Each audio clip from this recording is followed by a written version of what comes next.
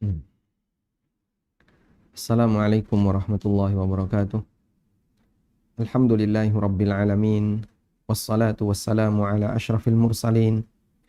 Nabiyyina wa maulana Muhammadin wa ala alihi wa sahbihi ajma'in.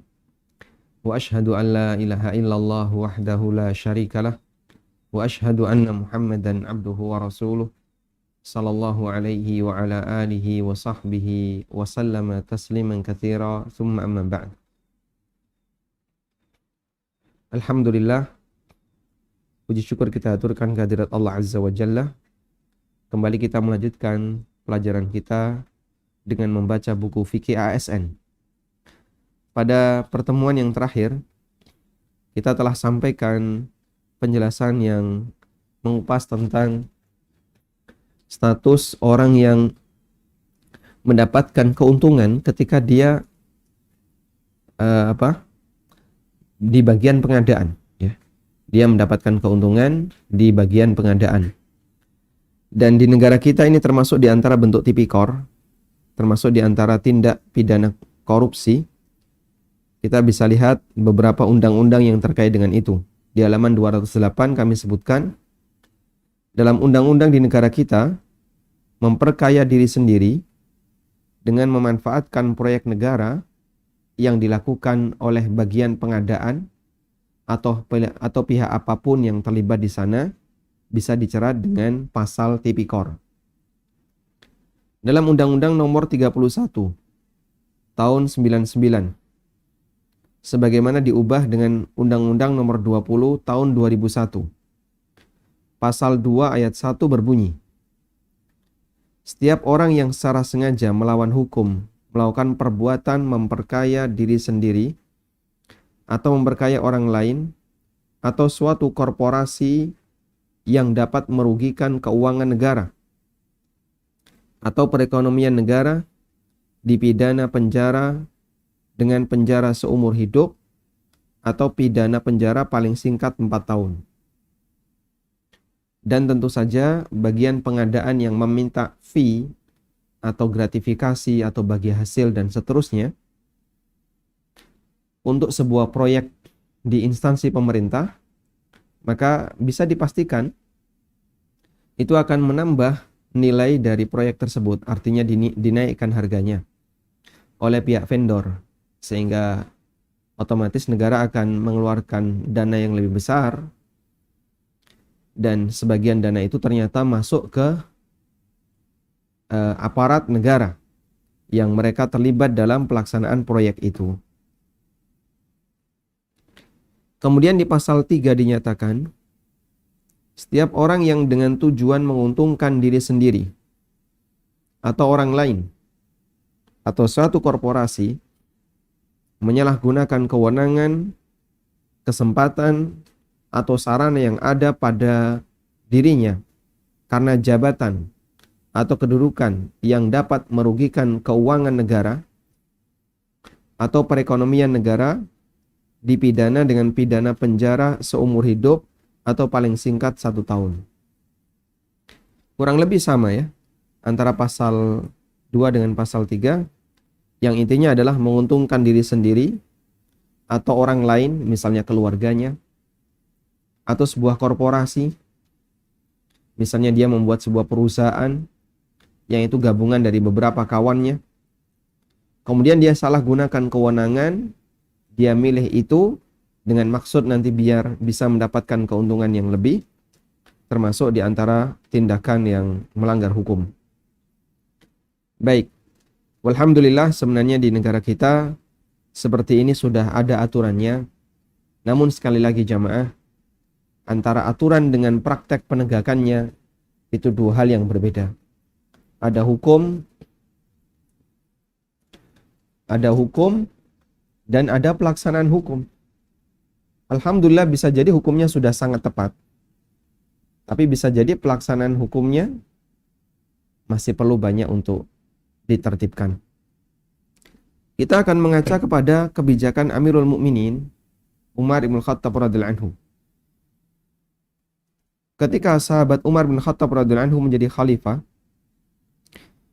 beliau banyak memberikan peringatan dan larangan bagi para pejabatnya untuk melakukan bisnis praktis seperti berdagang atau impor barang untuk dijual di negara Islam. Karena ada potensi tuhmah. Potensi tuhmah adalah potensi tuduhan di mana masyarakat akan suudzon. Wah, paling ini untuk memperkaya diri sendiri, paling untuk menguntungkan diri sendiri, dan seterusnya. Ada potensi tuhmah di masyarakat bahwa pejabat ini akan memanfaatkan jabatannya untuk menguntungkan diri sendiri. Ketika beliau menunjuk Abu Musa al-Asy'ari radhiyallahu anhu sebagai gubernur Irak, Umar berpesan kepada Abu Musa, "La tabi'anna wa la tabta'anna." Jangan kamu berdagang dan jangan melakukan jual beli. Sehingga Umar melarang Abu Musa untuk berdagang di Irak. Padahal ketika itu sangat menguntungkan apabila ada komoditas di Madinah yang dibawa ke Irak. Sebagaimana menguntungkan pula ada komoditas Irak yang dibawa ke Madinah. Tapi seperti ini tidak diperbolehkan oleh sahabat Umar bin Khattab radhiyallahu anhu. Demikian pula ketika beliau menunjuk Shuraih sebagai seorang qadhi. Al-Qadhi Shuraih. Ini menjadi qadhi sejak zaman Amirul Mukminin Umar bin Khattab radhiyallahu anhu, dan kemudian sampai di zaman Ali bin Abi Thalib beliau tetap menjadi qadhi. Al-Qadhi Shuraih. Al-Qadhi Shuraih seorang ulama tabi'in. Beliau menjadi qadhi dan beliau melarangnya untuk melakukan bisnis praktis. Sehingga seorang qadhi nggak boleh seperti itu. Seorang hakim, dia sudah dicukupi oleh negara, digaji oleh negara, maka tidak diperbolehkan melakukan bisnis praktis. Karena khawatir ketika seorang pejabat melakukan bisnis praktis saat dia menjabat, saat dia menjadi pejabat, maka dia akan tidak bisa bersikap bijak, tidak menegakkan aturan dengan benar, disebabkan adanya banyak kepentingan. Dan itu cukup real. Itu cukup real bisa kita saksikan di masyarakat apabila ada orang yang memangku jabatan. Lalu dia manfaatkan wewenang itu untuk menguntungkan dirinya sendiri, bisa dipastikan dia tidak akan bisa bersikap bijak. Tentu dia akan condong kepada posisi yang bisa menguntungkan unit usahanya, korporasinya, atau keluarganya. Mis'ar meriwayatkan bahwa Amirul Mukminin Umar bin Khattab pernah mengatakan, "La yuqimu amrallah subhanahu illa man la yusani'u wa la yudari'u wa la yattabi'ul matami'." Tidak akan bisa menegakkan aturan Allah Ta'ala kecuali man la yusani'u, orang yang tidak basa-basi dalam menegakkan kebenaran, wa la yudari'u, dan tidak membuat bias aktivitasnya. Dia hanya cari muka untuk mengambil perhatian masyarakat, seolah-olah dia sangat pro dengan kegiatan kaum muslimin misalnya, padahal di saat yang sama hanya ingin mencari suara dari mereka. Wala yattabi'ul matami', dan tidak menuruti orang yang rakus. Di bawahannya terkadang ada banyak orang yang rakus.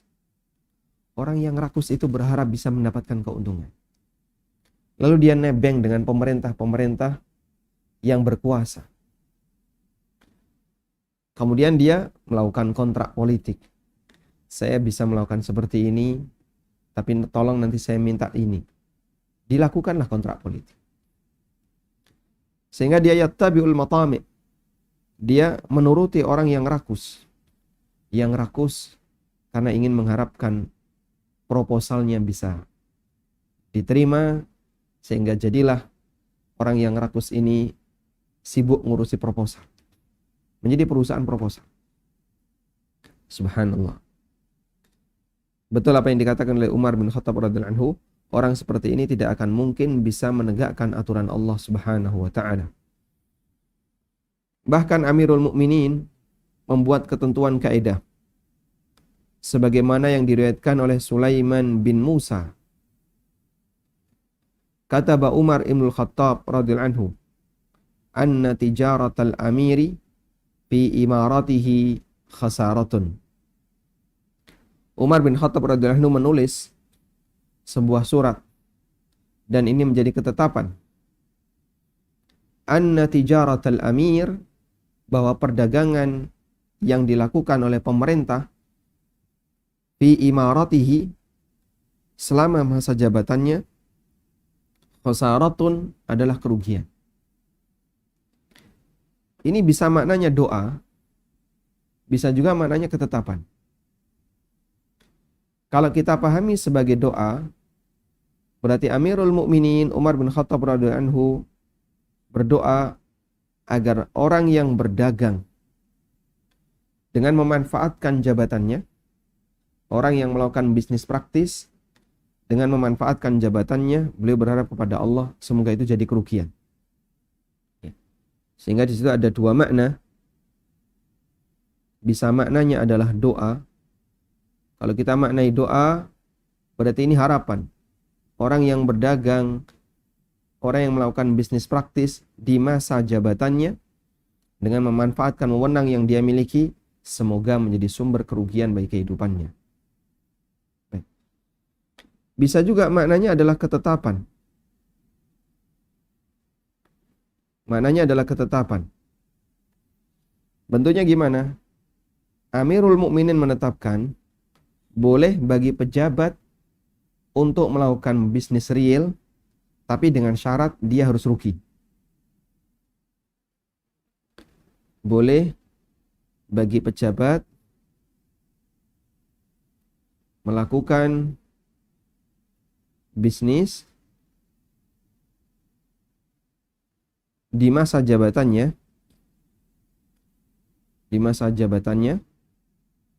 dengan syarat apa? Dengan syarat harus rugi. Sehingga bukannya dia mencari untung, tapi dia harus siap dengan rugi. Mungkin tujuannya dalam rangka membantu masyarakat. Sehingga misalnya dia tinggal di sebuah kampung, lalu dia kulaan barang, kemudian dia jual barang itu kepada masyarakat dengan harga yang murah. Silahkan siapa yang mau beli, silahkan siapa yang mau misalnya mau ngambil gratis pun boleh bagi yang nggak punya duit. Ya, dia punya warung misalnya, lalu dia umumkan di masyarakat, ini warung bayar seikhlasnya.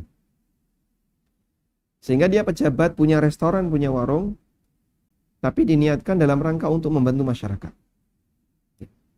Sehingga teman-teman yang misalnya mau mampir di sini makan, mau nggak bayar pun boleh, mau bayar seikhlasnya silahkan, ngajak teman-temannya yang lain juga silahkan. Masyarakat menjadi paham, ini warung dibuka bukan tujuan dalam rangka untuk mencari keuntungan, tapi dalam rangka untuk apa? Membantu masyarakat. Jika seperti ini, maka tijaratul amir fi imaratihi khasaratun, artinya adalah perdagangan itu dilakukan dengan tujuan dalam rangka membantu orang. Harus rugi. Tapi Pak, nanti kan dia punya peluang untuk cari donasi. Yaitu bisa diawasi. Karena ketika cari donasi, berarti kan harus ada yayasan yang menaunginya. Harus ada ini, harus ada itu. Bukan dalam rangka untuk mencari keuntungan. Akhirnya kebijakan dibuat seperti ini. Semua yang naik kendaraan umum, pesawat atau kereta atau apa harus tes anti-anti misalnya. Lalu ternyata medianya dia yang kuasai. Kemudian dia bilang ini dalam rangka untuk kegiatan sosial. Pertanyaannya, kenapa bukan yayasan yang menyelenggarakannya? Jika itu untuk kegiatan sosial. Taib.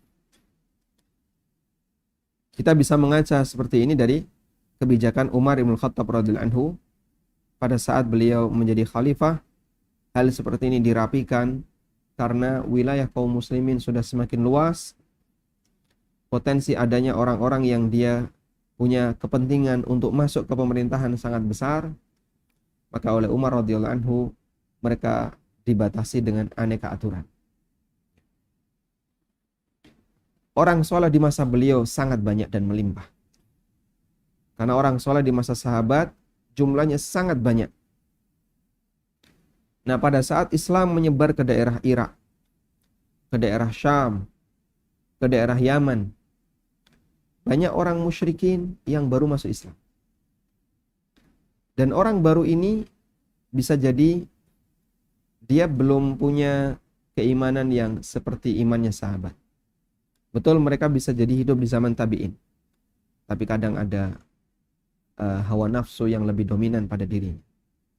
Makanya kita bisa lihat ya, di zaman sahabat penyimpangan itu sudah terjadi di beberapa titik. Di Irak sudah ada paham Qadariyah.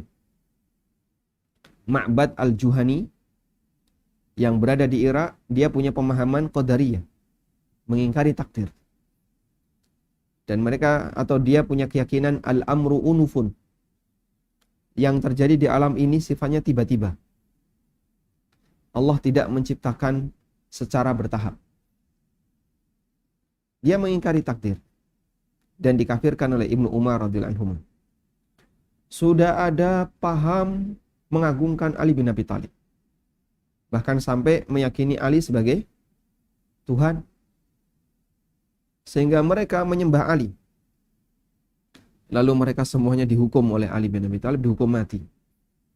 Sudah ada paham Khawarij, mengkafirkan para sahabat Nabi SAW. Sehingga terjadilah perang di masa Ali bin Abi Thalib yang disebut dengan perang Nahrawan.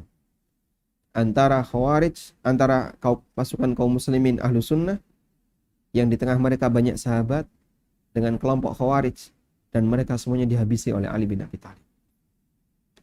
Dan masih banyak kasus yang lain yang semisal, yang menunjukkan bahwa penyimpangan dalam masalah akidah di masa sahabat itu sudah terjadi. Penyimpangan dalam masalah akidah di masa sahabat sudah terjadi, disebabkan karena wilayah kaum muslimin semakin luas. Ada orang-orang baru yang mereka tidak punya iman yang sebaik sahabat, dan potensi-potensi itu muncul ketika negara Islam semakin luas. Maka Umar ngasih banyak aturan seperti ini. Nah,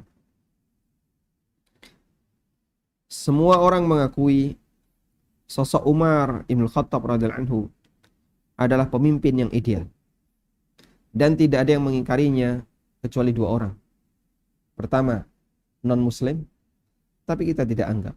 Dan banyak non-muslim yang mengakui kepemimpinan Umar, kehebatan kepemimpinan Umar. Yang kedua, munafik, yang dia ingin memutarbalikkan sejarah sehingga lebih condong kepada orang-orang yang punya penyimpangan yang dianggap sebagai pemimpin yang ideal. Sosok Umar bin Khattab radhiyallahu anhu adalah pemimpin yang ideal. Betapa jauhnya jika kita bandingkan dengan penguasa di zaman sekarang. Terkadang di antara mereka menggunakan aji mumpung. Mumpung ada di atas, lalu dimanfaatkan. Mumpung masih berkuasa, dia manfaatkan banyak kebijakannya untuk mendukung bisnisnya. Termasuk di antaranya adalah saham kosong di sebuah perusahaan asing maupun swasta. Paham ya? Ada sebagian pejabat yang dia dikasih apa? Bagi hasil. Tapi tanpa saham. Sahamnya saham kosong. Dan saham kosong itu ada bukti di notaris bahwasanya bulan ini punya saham sekian persen di perusahaan ini. Tapi dia nggak pernah tanam modal. Ada salah satu kawan yang dia mau membuka sebuah pabrik. Ya.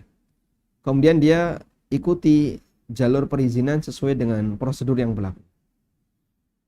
mentok di salah satu pejabat. Mentok di salah satu pejabat. Lalu secara administrasi ini memenuhi. Akhirnya pejabat ini menawarkan, saya bisa ACC, nanti insya Allah jalanmu gampang, semua ini akan saya hubungi pihak-pihak yang terkait, masalah AMDAL, masalah lingkungan, masalah apa lagi, semua pihak yang terkait akan saya hubungi. Bagian PU dan seterusnya, nanti saya amankan semuanya. Tapi dia minta saham kosong. Saham kosong artinya dia nggak tanam modal, tapi dia dapat bagi hasil. Dan dia minta sekian persen. 10 sampai bahkan sampai 20%. Belasan ya. Insya Allah. Dan kadang seperti itu tawar-menawar. Sehingga saat perusahaan ini berjalan, dia dapat sekian persen. Dan itu ada bukti notaris. Didaftarkan di notaris, bahwasanya di perusahaan X ini, si fulan memiliki saham sekian persen. Padahal dia nggak keluar duit sama sekali. Satu hal yang ma'ruf di masyarakat kita ya, adanya saham kosong baik di sebuah perusahaan asing maupun perusahaan swasta. Wallahu alam, apakah termasuk yang juga jadi komisaris itu Pak?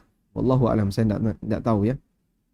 Apakah termasuk komisaris dalam hal ini? Intinya, namanya sebuah perusahaan, dia akan bisa mendapatkan jaminan aman dalam masalah perizinan.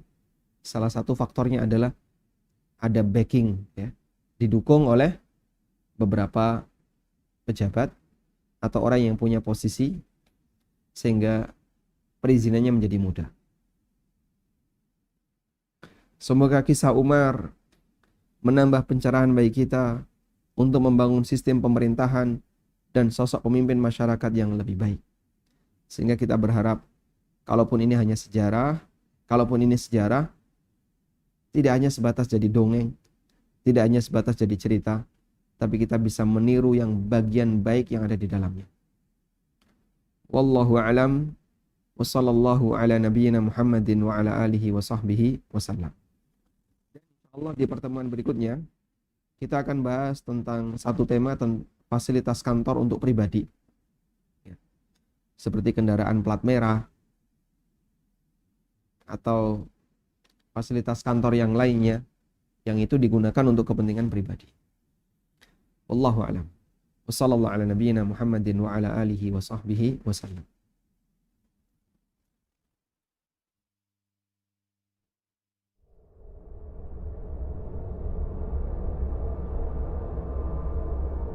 Nabi sallallahu alaihi wasallam menceritakan dalam sebuah hadis riwayat Bukhari Muslim bahwa kelak di hari kiamat ada koruptor yang minta tolong kepada Rasulullah sallallahu alaihi wasallam.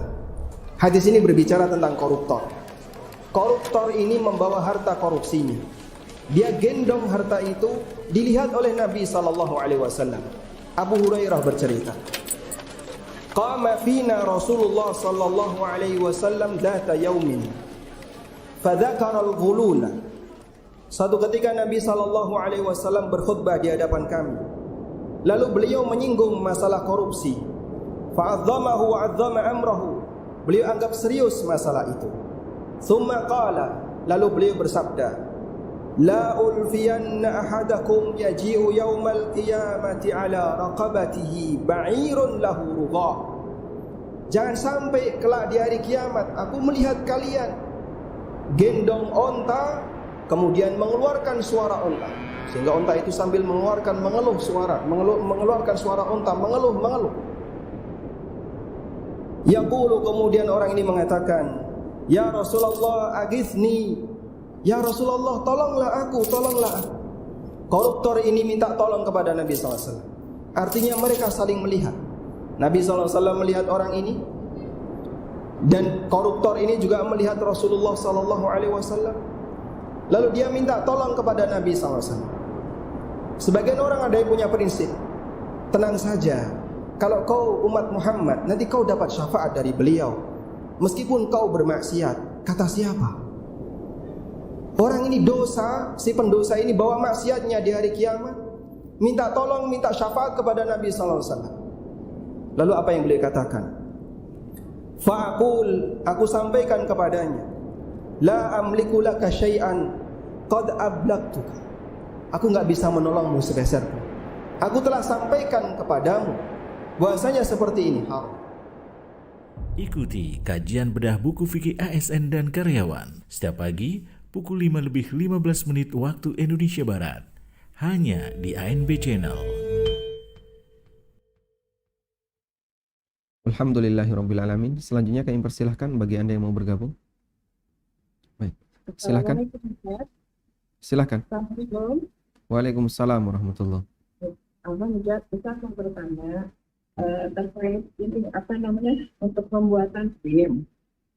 Jadi dulu ketika dulu pertama saya buat SIM itu, saya kan dibantu dari saudara dari suami untuk pengurus. Saya beli sendiri tapi atas jadi dari saudara itu bilang, udah kamu nanti ke Polres aja ketemu dengan Pak ini gitu kan. Nah sudah ketemu dengan itu dari Pak itu saya langsung diarahkan ke jadi yang bagian ujung, jadi begitu saya datang udah langsung tanda tangan sama foto aja, jadi saya nggak melalui proses tes dan segala macam. Nah kemudian setelah itu dulu itu kan diinfokan bahwa biayanya sekian, terus terang waktu itu kita pikirnya ternyata kok murah sekali. Bayangan kami di awal pembuatan itu sendiri itu kan pengurusan cukup mahal. Nah pas sampai di selesai pengurusan, suami saya waktu itu memberikan uang ke petugas yang terakhir di situ. Nah setelah itu kok sudah sekian tahun yang lalu.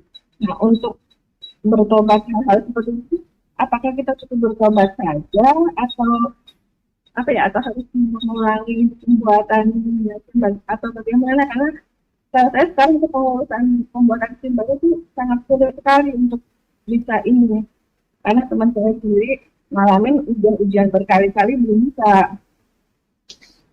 Waktu dulu saya ngurus yang tanpa tes dan segala macam, memang saya bukan dalam kata karena saya hanya saya sudah bisa mengendarai kendaraan itu gitu udah berkali dan tapi saya bukan hanya sekedar belum bisa tapi supaya dapat SIM itu bukan itu Ustaz. Apakah cara saya bertobat itu cukup bertobat saja atau harus mengulangi pembuatan itu? Kemudian yang kedua mau menanya tentang sholat, boleh ya Ustaz ya, mengenai bacaan ta'awudz ketika mau baca Al-Fatihah Ustaz. Nah itu hanya di rakaat pertama saja atau di rakaat selanjutnya juga? Karena saya pernah baca ada salah satu redaksi bacaan ta'awudznya itu dikatakan dilakukan setelah doa iftitah. Nah makanya saya bingung di situ Ustaz. Kemudian sama ini untuk wanita yang sedang haid ketika memegang Al-Quran itu kan tidak boleh ya. Tapi kalau untuk hanya sekedar kita kan wanita tuh di rumah lagi beres-beres Al-Quran, anak-anak naruh sembarangan Al-Quran dan itu kan ada covernya. Apakah kita boleh hanya memegang untuk merapikan seperti itu Ustaz? Itu Ustaz. Jazakallahu khair atas penjelasannya. Assalamualaikum warahmatullahi wabarakatuh. Waalaikumsalam warahmatullahi wabarakatuh. Baik, Masya Allah. Ada 3 pertanyaan ya. Yang pertama pembuatan SIM. Tadi agak sedikit kurang jelas untuk bagian ibu bercerita masalah duit tadi ya. Ada nyinggung uang, saya kayaknya putus tadi. Agak nggak jelas. Gimana? Perlu bayar nggak? Bayar. Baik. Ini pakai headset tadi ada perlu bayar gitu. Tayyib, yang saya pahami begini ya. Jadi pihak pemerintah telah menetapkan prosedur bagi siapa yang mau mengambil SIM, maka dia harus mengikuti ujian ya, beberapa tahap ujian. Yang pertama tes tulis untuk mengenalkan aturan-aturan yang berlaku dalam dunia berlalu lintas. Dan saya pernah gagal. Saya ikut tes tulis, itu kan cuma klik kanan klik kiri ya, benar salah. Saya pernah gagal. Kemudian saya pulang, sampai di rumah saya punya tetangga polisi. Tak tanya, Pak, aturan-aturan dalam lalu lintas punya nggak Pak bukunya itu? Beliau nggak punya.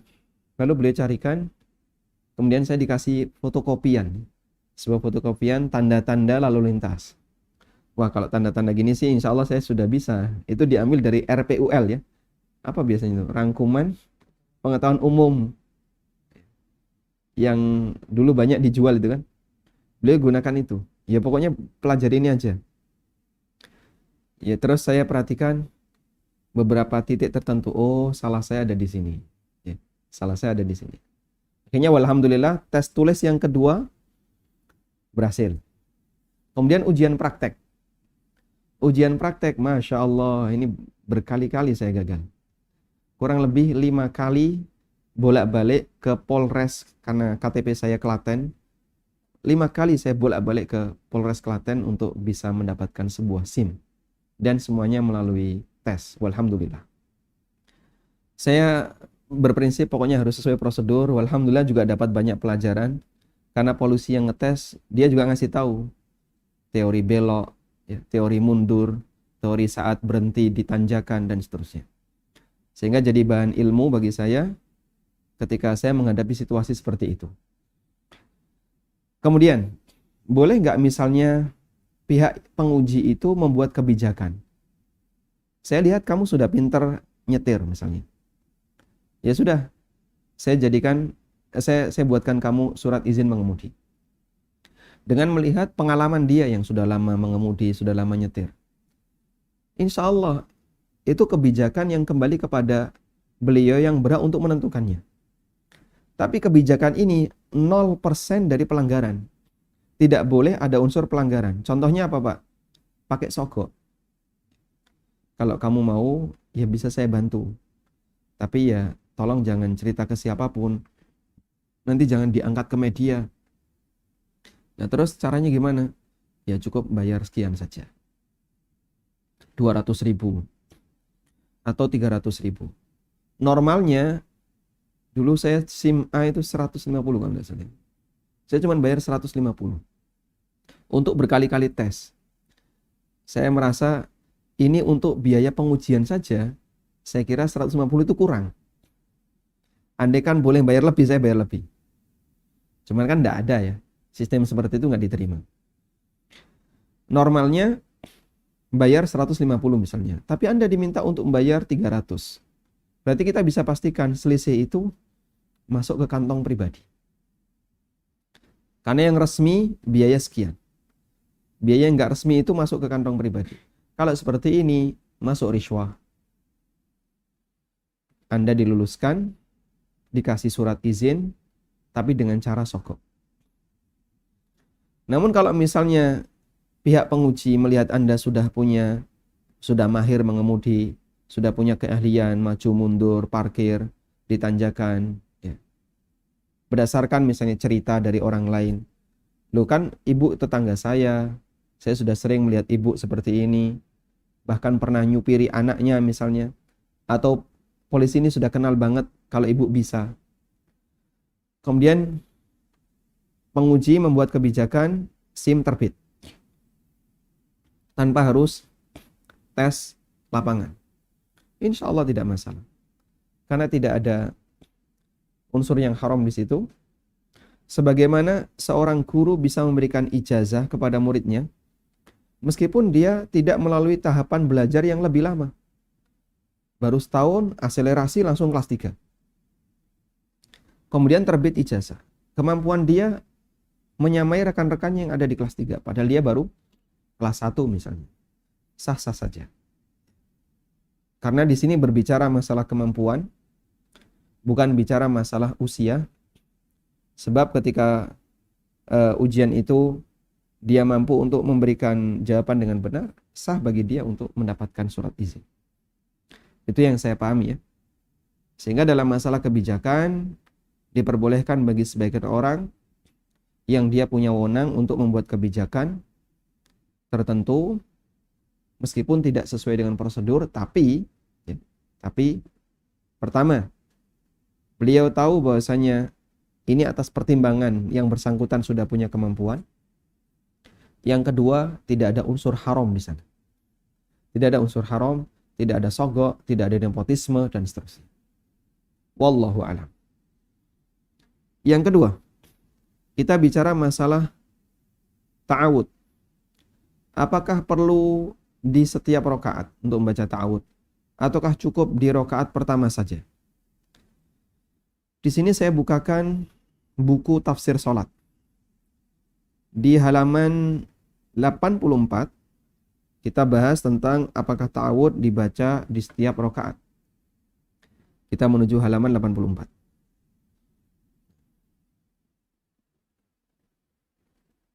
Baik. Di halaman 84 ini mukadimahnya cukup panjang.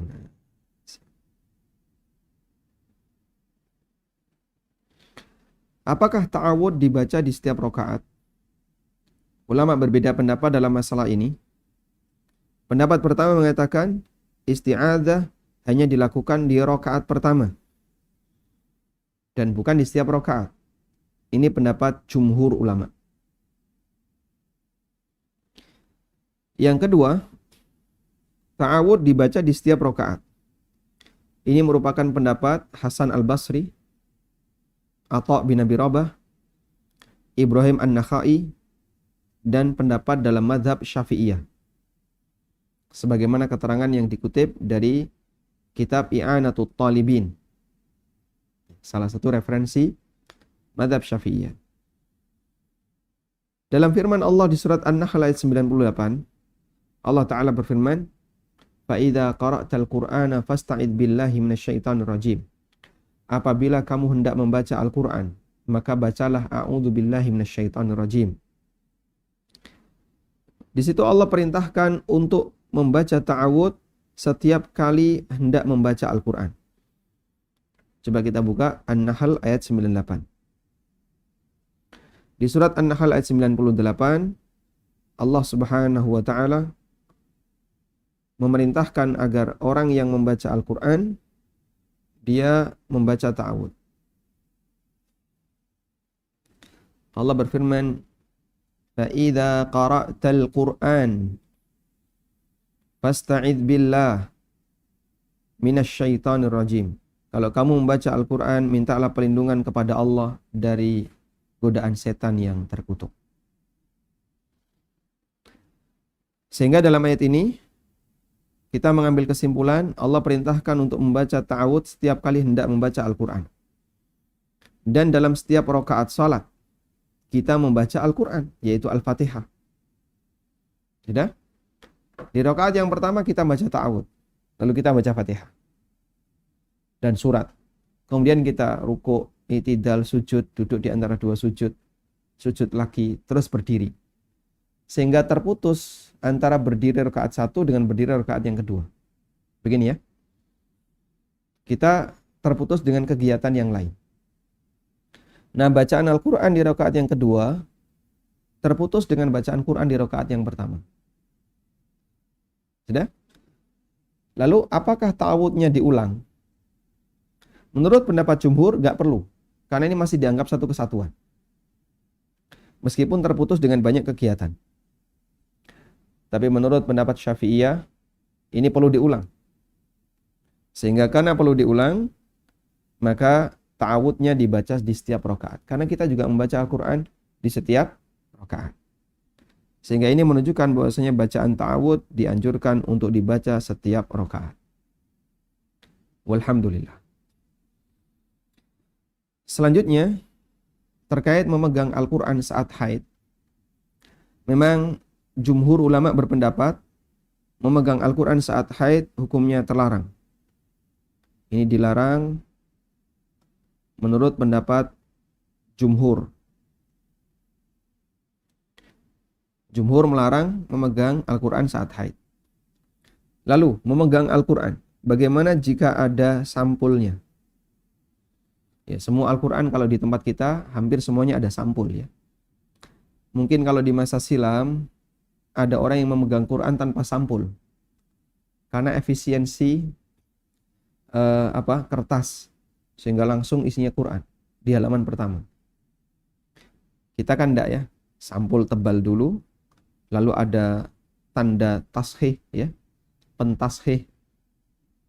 teks Al-Quran di sini, kemudian juga termasuk pengantar penerbit dan seterusnya, baru surat Al-Baqarah, baru surat Al-Fatihah.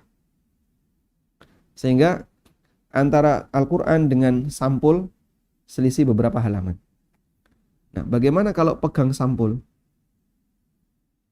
Wanita haid, dia memegang sampul. Apakah diperbolehkan ataukah tidak memegang sampul Al-Quran? Ulama khilaf dalam masalah ini. Sebagian ada yang mengatakan diperbolehkan. Sebagaimana orang yang menggunakan sarung tangan, lalu dia memegang mushaf. Karena dia pakai sarung tangan berarti dia tidak menyentuh langsung. Dan ada yang mengatakan tetap tidak boleh. Meskipun dia pakai sarung tangan, meskipun dia pakai sampul. Kenapa? Berdasarkan satu kaidah, at-tabi' tabi'un. Bagian turunan itu hanya mengikuti. Sampul itu turunan.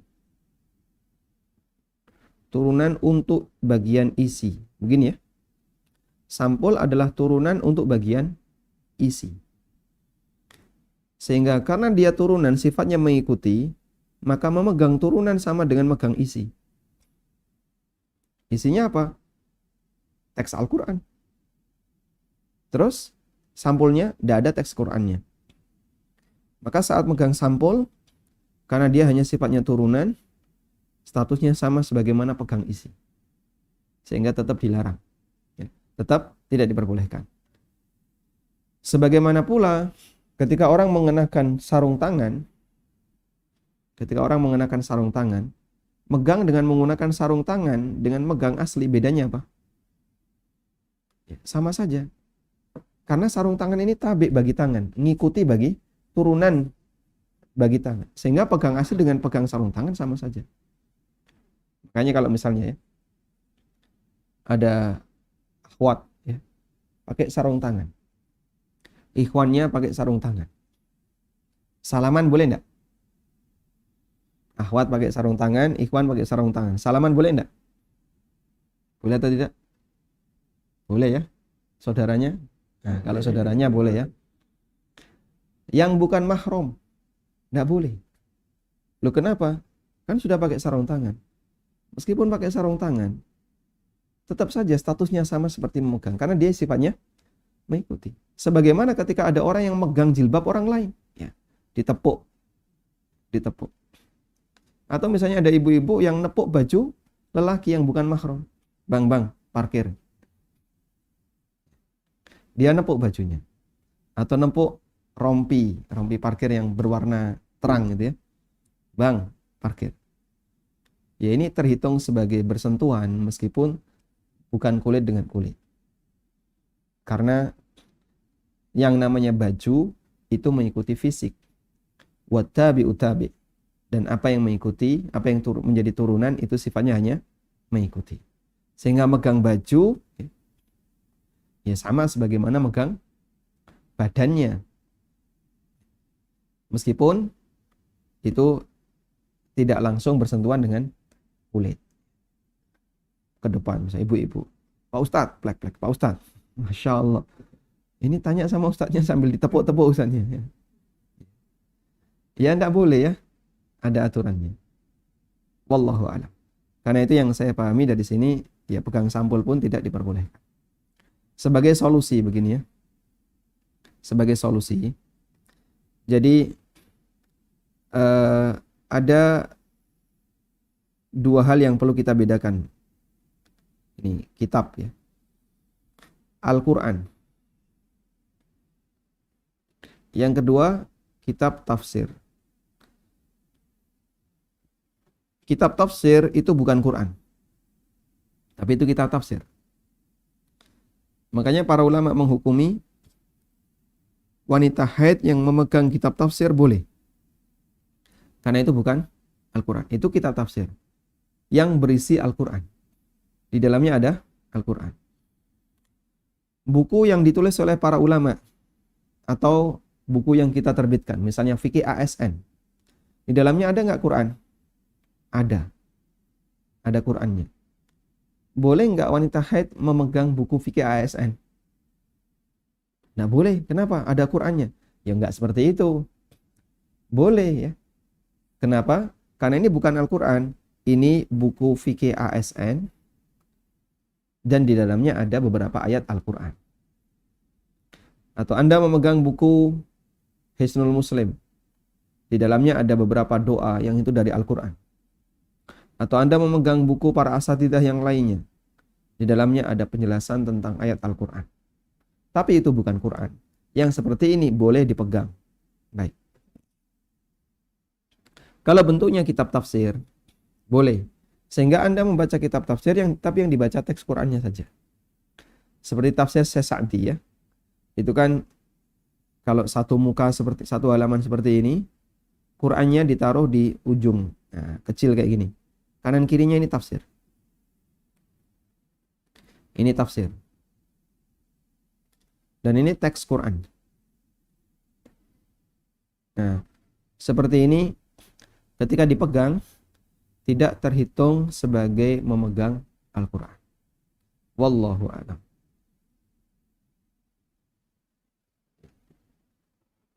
Silahkan.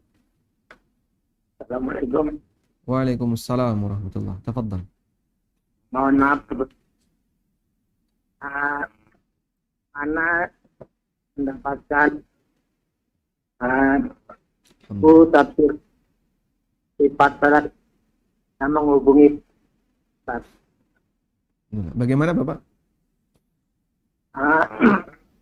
Dan tafsir sholat. Buku tafsir salat. Di nomor berapa ya? Oh, Bapak mau mendapatkan buku itu? Ya, ya. Masya Allah, barakallahu fikum. Baik. Bapak menyaksikan melalui apa ini, Pak? Televisi, Ustaz. Di TV, Niaga TV atau TV apa?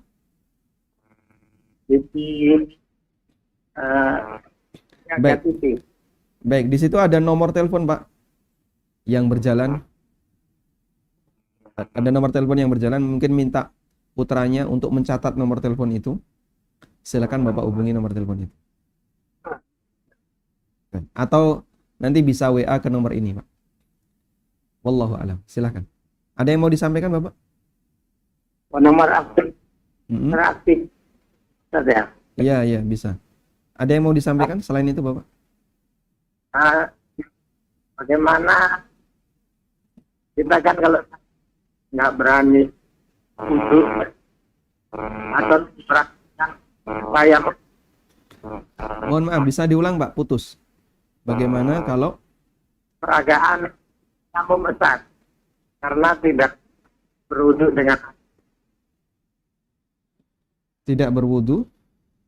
tidak bisa berwudu karena penyakit. Baik. Tayamum Tidak. diperagakan. Baik. Tidak bisa wudu karena sakit sehingga Bapak tayamum, begitu? Ya, Ustaz. Baik. Assalamualaikum warahmatullahi wabarakatuh. Waalaikumsalam warahmatullahi wabarakatuh. Barakallahu fikum. Ya. Ahsanallahu ilaikum. Semoga Allah memberikan yang terbaik untuk Bapak ya. Baik. Bersuci itu ada dua ya. Bersuci itu ada dua. Atau toharoh. Toharoh ada dua. Ada toharoh asliyah. Bersuci yang asli. Ini adalah bersuci dengan menggunakan air. Ini adalah bersuci dengan menggunakan air. Bentuknya bisa wudu jika hadas kecil dan bisa mandi untuk hadas besar. Sudah? Yang kedua adalah toharah badaliyah. Pengganti. Bersuci pengganti. Ini menggunakan tanah. Dan tata caranya bentuknya tayamum. Baik. Tayamum ini bisa menggantikan wudu maupun mandi. Namun untuk bisa beralih kepada bersuci badaliyah, toharoh badaliyah, maka ada syaratnya. Ya, hukum asal bersuci harus dengan toharoh asliyah. Boleh berpindah ke toharoh badaliyah, boleh berpindah ke toharoh badal, pengganti ya, jika apa? Jika ada sebab.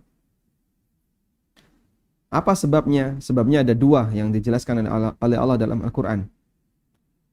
Yang pertama adalah in kuntum mardo, kalau kalian sakit, au ala safarin.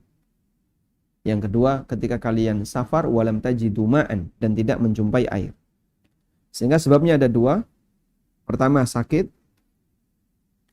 yang kedua tidak ada air setelah berusaha untuk mencari. Bagi orang yang sakit, dia boleh tayamum.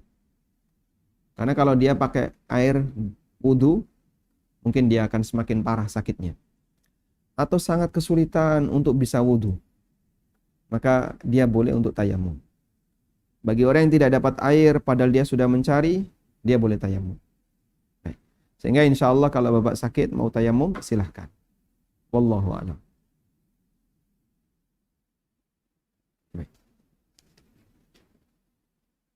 Assalamualaikum Ustaz. Waalaikumsalam warahmatullahi. Apa hukumnya membeli bendera orang lain saat ikut tender proyek? Dan apa juga hukumnya kalau kita diperkenalkan oleh satu pihak kedua dan pihak kedua tersebut meminta fee jika proyek tersebut tembus, tetapi pihak kedua bukanlah penentu keberhasilan suatu proyek? Apakah itu dikatakan riswa juga, Ustaz? Jazakallahu khairan. Nah, yang perlu kita pertanyakan adalah pihak kedua ini orang dalam atau orang luar, meskipun dia bukan penentu. Kalau dia orang dalam, karyawan di instansi itu, maka meskipun dia bukan penentu, tetap nggak boleh, haram. Dan itu masuk kategori riswah. Kemudian, yang kedua berkaitan dengan meminjam bendera orang lain. Meminjam bendera orang lain pernah kita bahas ya. Jadi bagian pengadaan dia menggunakan nama perusahaan orang lain. Baik, di sini ya. Jadi ini ada nih di halaman berapa? Pertama memberikan fee, dan yang kedua adalah dia menggunakan bendera orang lain, dan itu masuk sebagai tindakan korupsi. Kemarin mana ini?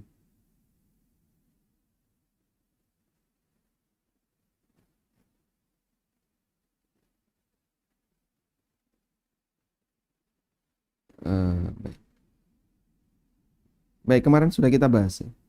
Saya agak lupa posisinya. Nanti bisa dilihat kembali.